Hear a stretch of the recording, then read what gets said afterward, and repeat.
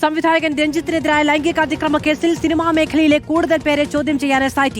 അറസ്റ്റിൽ നിന്ന് രക്ഷപ്പെടാൻ രഞ്ജിത്തിനെ സഹായിച്ചുവെന്ന സംശയത്തിൽ നടൻ ബോബി കുര്യനെയും അസിസ്റ്റന്റ് ഡയറക്ടർ ശാലിനിയെയും ചോദ്യം ചെയ്യും. കൃത്യം നടന്ന കാരവൻ പോലീസ് തിരിച്ചറിഞ്ഞു.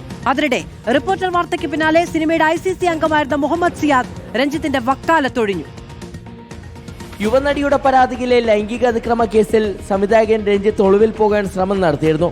കോട്ടയത്ത് വച്ച് അറസ്റ്റ് ചെയ്യാൻ അന്വേഷണ സംഘം നീക്കം നടത്തുന്നതിനിടെ അവിടെ നിന്ന് കടന്നു കളഞ്ഞ രഞ്ജിത്തിനെ തൊടുപുഴയിൽ നിന്നാണ് കാർ തടഞ്ഞു നിർത്തി പോലീസ് കസ്റ്റഡിയിലെടുത്തത്. ആ സമയത്ത് രഞ്ജിത്തിനൊപ്പം നടൻ ബോബി കുര്യനും അസിസ്റ്റന്റ് ഡയറക്ടർ ശാലിനിയും ഉണ്ടായിരുന്നു. ഇരുവരെയും തൊടുപുഴ സ്റ്റേഷനിലെത്തിച്ചെങ്കിലും രഞ്ജിത്തിന്റെ കേസിനെ കുറിച്ച് അറിയില്ലെന്ന് പറഞ്ഞതോടെ വിട്ടയച്ചു. രഞ്ജിത്തിനെ അറസ്റ്റിൽ നിന്ന് രക്ഷപ്പെടാൻ ഇരുവരും സഹായിച്ചുവെന്ന സംശയത്തിലാണ് അന്വേഷണ സംഘം. ഇക്കാര്യത്തിൽ തെളിവുകൾ ശേഖരിച്ച ശേഷം ബോബി കുര്യനെയും ശാലിനിയെയും ചോദ്യം ചെയ്യും.